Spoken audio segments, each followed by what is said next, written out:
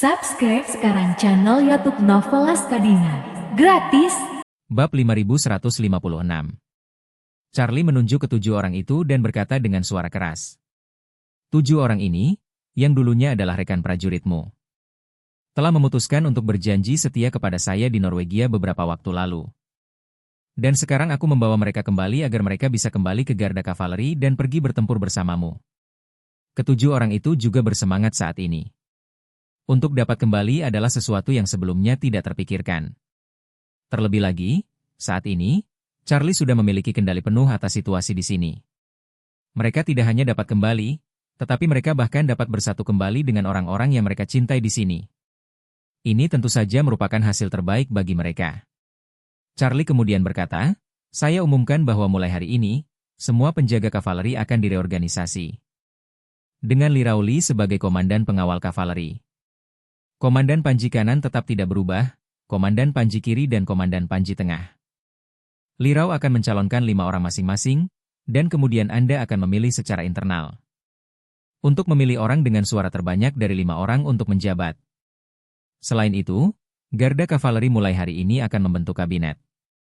Jumlah anggota kabinet maksimal 11 orang, ditambah komandan, kepala panji kiri, tengah, dan kanan, 7 orang lainnya. Dengan pemungutan suara rahasia yang dipilih oleh semua anggota, di masa depan. Semua urusan internal Garda Kavaleri, pada prinsipnya, akan dikembangkan oleh kabinet. Dapat memperoleh setidaknya 6 suara dari 11 orang yang dapat diimplementasikan dalam Garda Kavaleri. Kerumunan tidak menyangka bahwa Charlie benar-benar akan membiarkan mereka membentuk pemerintahan sendiri internal. Hati mereka secara alamiah gembira. Dan Charlie menunjuk ke arah Joseph, berkata dengan acuh tak acuh. Ini Joseph Wan, master dari Catacelis Front. Di masa depan, dia akan bertanggung jawab atas urusan di sini atas nama saya. Tapi jangan khawatir, selama itu tidak mempengaruhi kerjasama dan posisi kita. Joseph tidak akan menyalahgunakan hak vetonya. Tentu saja, masa tidak memberikan komentar apapun mengenai hal ini. Lagi pula, mereka sekarang dianggap sebagai bawahan Charlie. Disiplin militer di militer, perintah militer seperti gunung. Segala urusan bawahan, secara tegas, memerlukan persetujuan atasan. Belum lagi Charlie telah memberi mereka otonomi yang cukup besar. Yang telah sepenuhnya menunjukkan rasa hormat terhadap mereka. Kemudian, Charlie melanjutkan, saat ini, hal pertama yang perlu diputuskan secara internal. Oleh Anda, ini tentang bagaimana para pengkhianat ini harus ditangani. Seketika, seseorang dari pengawal kavaleri di bawah berteriak, bunuh mereka, pengkhianat. Segera setelah itu, orang lain juga langsung berteriak, ya, bunuh mereka. Tak lama kemudian, semakin banyak orang meneriakkan slogan-slogan kegirangan, ingin membunuh semua pengkhianat ini. Tapi Charlie berkata dengan sangat serius, tidaklah pantas untuk mengambil keputusan di saat yang panas. Saya memberi Anda waktu 3 hari untuk membentuk kabinet, dan kemudian saya memberi Anda waktu 3 hari untuk membahas perlakuan terhadap orang-orang ini. Saya harap Anda bisa tenang dan mendiskusikan hukuman bagi orang-orang ini. Pada saat itu, apapun keputusanmu, aku akan menghormati pendapatmu. Menurut pendapat Charlie, jika penjaga kavaleri tidak dihentikan, tak seorang pun dari 20 orang ini akan selamat. Namun, jika dia benar-benar membiarkan mereka membunuh semua 20 orang ini, dia merasa itu agak berlebihan. Oleh karena itu, lebih baik biarkan mereka tenang dan kemudian bicarakan masalah ini dengan hati-hati. Ketika mereka tidak akan mengganggu penilaian mereka. Jika mereka akhirnya memutuskan untuk menghukum mati semua orang ini, maka mereka juga menghormati pendapat mereka. Setelah mendengar kata-kata Charlie ini, Lirau berkata dengan hormat. Tuan Wade, jangan khawatir, bawahan Anda mengerti. Yang lain pun berkata dengan suara lantang, bawahanmu mengerti. Charlie mengangguk sedikit dan berkata pada Lirau. Pertama, atur agar mereka dikawal turun di bawah pengawasan ketat. Dan kau bawa aku ke tambang tembaga untuk bertemu dengan para prajurit yang tewas. Bab 5157. Lokasi penambangan tambang tembaga ini berada di bawah tanah pada kedalaman sekitar 500 meter atau lebih. Charlie membiarkan Lirau, dan juga orang-orang yang berada di bawah kendalinya. Pimpin kerumunan bersama-sama dan bawa kandang yang ditinggikan ke tempat orang mati itu. Saat mereka berjalan turun, Lirau memperkenalkan hal-hal spesifik tentang tambang tembaga ini kepada Charlie. Setelah puluhan tahun pembangunan berkelanjutan, bagian dalam tambang tembaga ini menjadi sangat rumit dan kompleks. Terdiri dari total 3 bagian. Yang pertama adalah bagian penambangan normal dari tambang tembaga, termasuk terowongan dan permukaan pertambangan. Yang kedua, bagian tempat tinggal para prajurit yang tewas beserta keluarga mereka.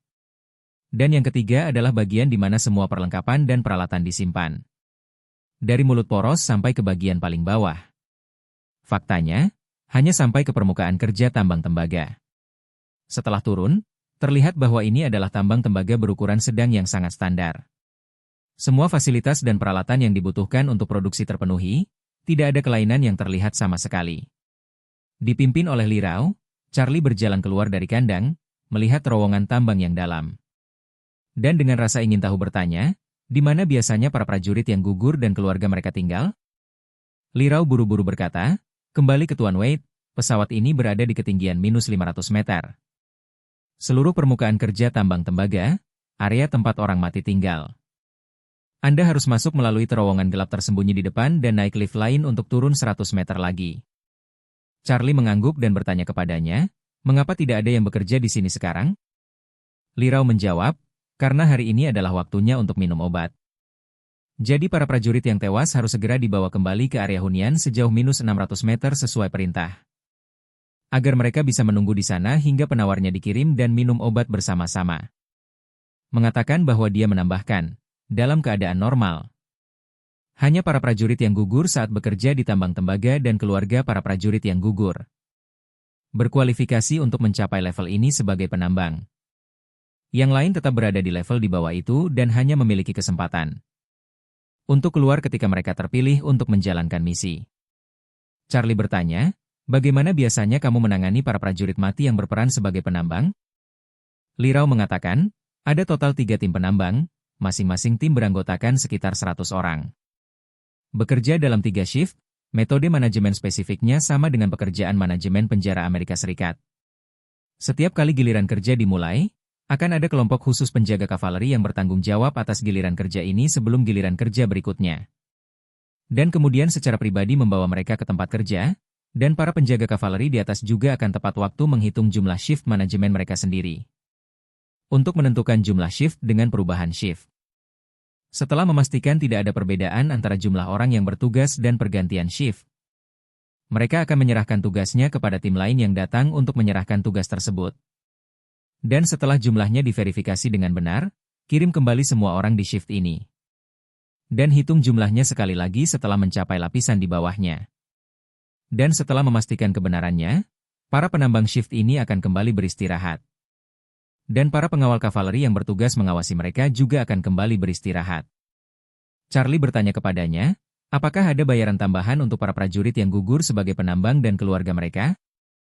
Tidak. Li Rao menggelengkan kepalanya, sesuai dengan persyaratan organisasi.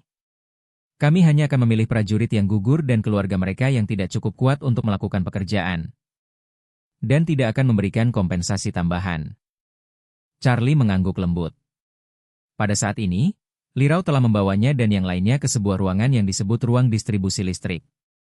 Setelah memasuki ruangan, hal pertama yang menarik perhatian adalah peralatan sirkuit yang tertata rapi. Namun ketika Li Rao mengoperasikan seperangkat kabinet distribusi daya di dinding untuk sesaat, segera setelah itu, seluruh dinding tiba-tiba terbuka perlahan ke dalam. Charlie bisa melihat dari sisi kusen pintu yang disamarkan sebagai dinding. Ketebalannya hampir 1 meter. Dan kedua sisinya adalah tulangan pelat baja yang sangat tebal. Belum lagi bagi para jago bela diri, dengan senjata berat biasa saja, mustahil bisa meledakkan tembok ini. Bab 5158. Di balik tembok ini, ada ruang mesin besar. Yang sebenarnya adalah ruang operasi dan peralatan lift berat. Di ruang mesin di bawah, terdapat sangkar pengangkat yang besar. Li Rao memimpin kerumunan menuju kandang, menggunakan irisnya untuk memulai kandang. Kemudian kandang itu akan membawa kerumunan, dan terus menuju kedalaman penurunan ketinggian -600 meter. Dalam proses berlari menuruni kandang, Li Rao berkata kepada Charlie, Tuan Wade, semua peralatan keselamatan di sini satu arah, hanya pintu tersembunyi saja. Selain kandang angkat ini, hanya kami yang bisa mengoperasikannya dari luar. Setelah kandang turun ke bawah, ada pintu yang terbuka dari luar. hanya kami yang bisa membuka dari luar. Charlie bertanya kepadanya, ini seharusnya menjadi satu-satunya akses ke dunia luar dari tempat tinggal orang mati itu, kan? Benar. Li Rao mengangguk dan berkata, orang mati hanya bisa mengandalkan jalan masuk dan keluar. Namun tempat mereka dan sejumlah besar saluran ventilasi baja. Namun diameter internal paling tebal dari saluran tersebut hanya 11 cm. Orang-orang tidak bisa keluar, jadi mereka juga tidak punya kemungkinan untuk melarikan diri. Bahkan jika mereka bisa membuka pintu di bawahnya, mustahil untuk memanjat lubang setinggi 100 meter ini. Bahkan ketika memanjat, sangkar selalu tertutup rapat di mulut lubang. Mereka tidak bisa keluar, jadi tempat ini sudah digunakan selama bertahun-tahun. Tidak ada situasi yang menonjol. Mengatakan bahwa Li Rao melanjutkan, tentu saja, ini ada hubungannya dengan racun di tubuh mereka. Bahkan jika mereka mengalami banyak kesulitan untuk melarikan diri dari sini. Tanpa penawarnya, dalam seminggu sudah pasti kematian. Charlie mengangguk, dalam hatinya mendesa sedikit lagi melihat lingkungan hidup para prajurit yang gugur. Di dalam 600 meter di bawah tanah ini, selama bertahun-tahun dan berbulan-bulan tanpa melihat matahari. Kehidupan seperti ini pasti menyiksa bagi mereka. Seperti yang dikatakan Mei 47, banyak anak prajurit yang gugur lahir di sini. Dan sejak lahir sampai saat ia mulai bekerja di organisasi tersebut pada usia 20 tahun. Dia bahkan tidak mempunyai kesempatan untuk melihat sinar matahari selama 20 tahun tersebut. Memikirkan hal ini, bagaimana menyelesaikan kehidupan para prajurit yang gugur ini. Dan bagi keluarga para prajurit yang gugur di kemudian hari, ini menjadi masalah yang relatif rumit. Charlie tentu saja tidak ingin terus membiarkan mereka tinggal di kedalaman 600 meter di bawah tanah. Namun tambang tembaga ini di mata dunia luar hanya sebesar beberapa ratus orang saja. Jadi jika dia berhasil mendaratkan orang-orang ini, gedung-gedung di darat tidak akan mampu menampung begitu banyak orang. Pada titik ini, kandangnya sudah mencapai bagian paling bawah. Setelah keluar dari kandang, ada area transisi sekitar 40 meter persegi. Yang disebut area transisi, ujung belakang terhubung ke kandang. Ujung depan terhubung ke gerbang terakhir tempat orang-orang yang mati disimpan. Li Rao mengeluarkan kunci dari sakunya, memasukkan kunci ke lubang kunci. Dan kemudian melalui perbandingan murid.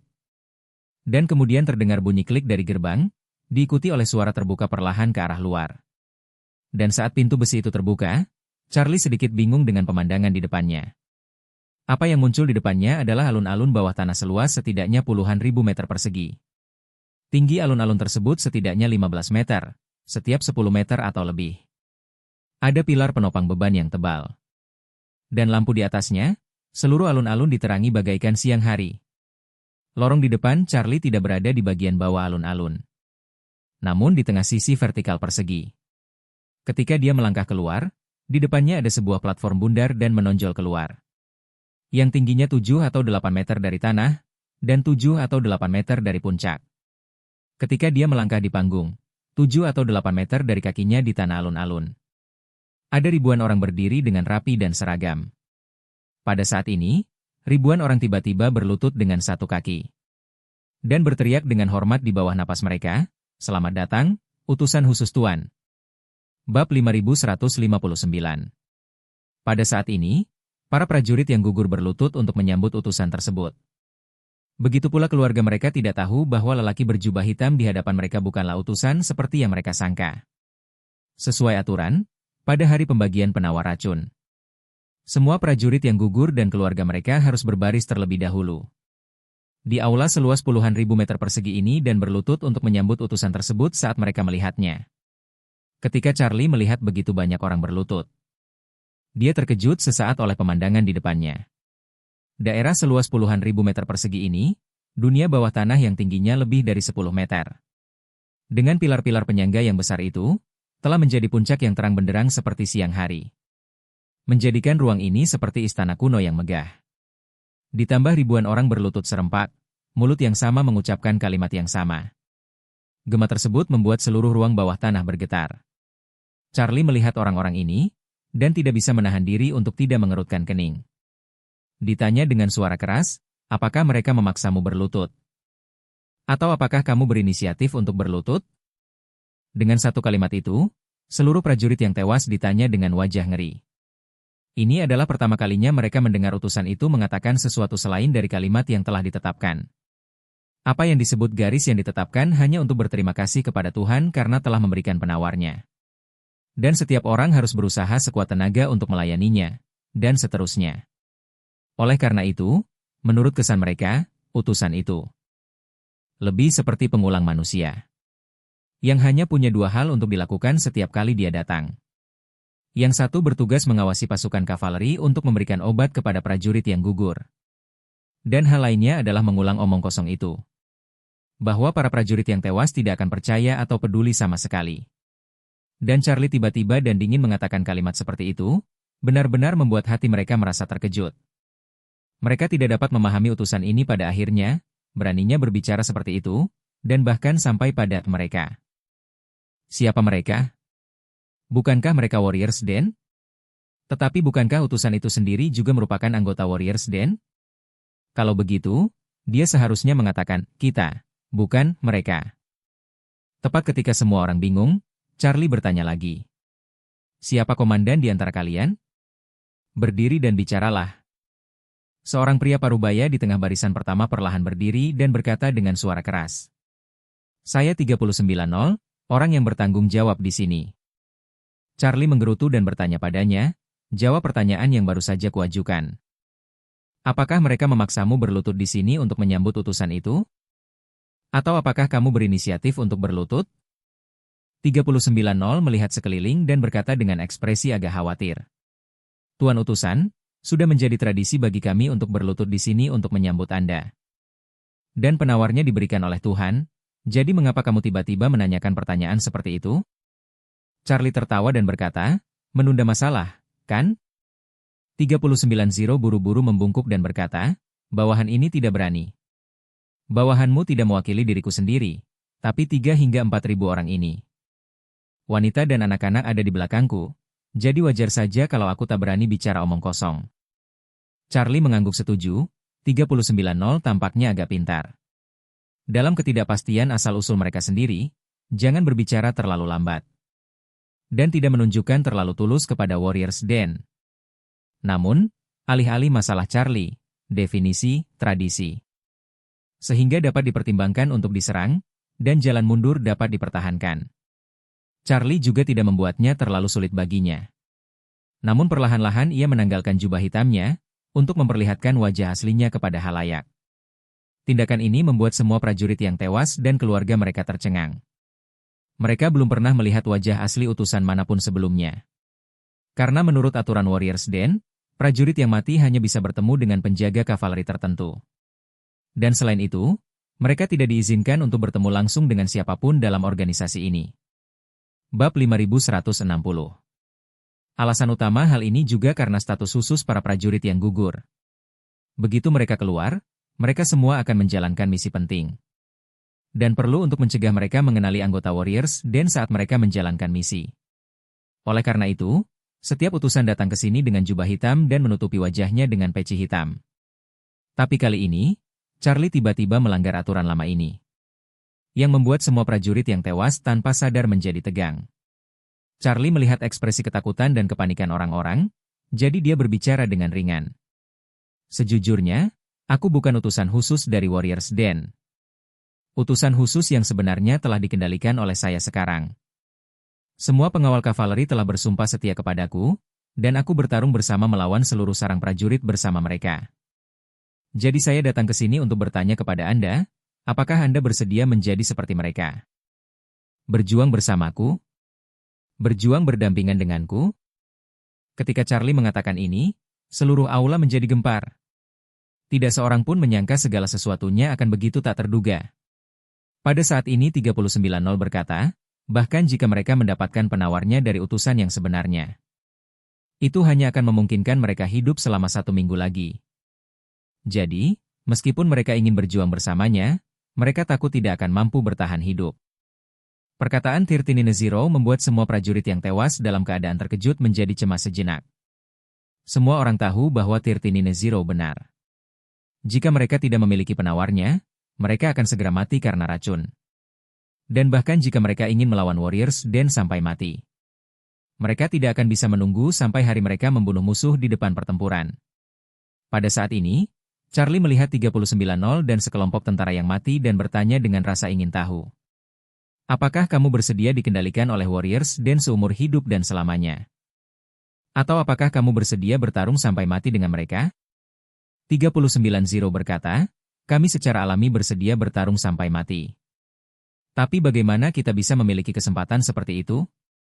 Selama ratusan tahun, orang mati dikontrol ketat oleh organisasi, belum lagi ratusan tahun tempat tinggal yang sebanding dengan penjara surgawi.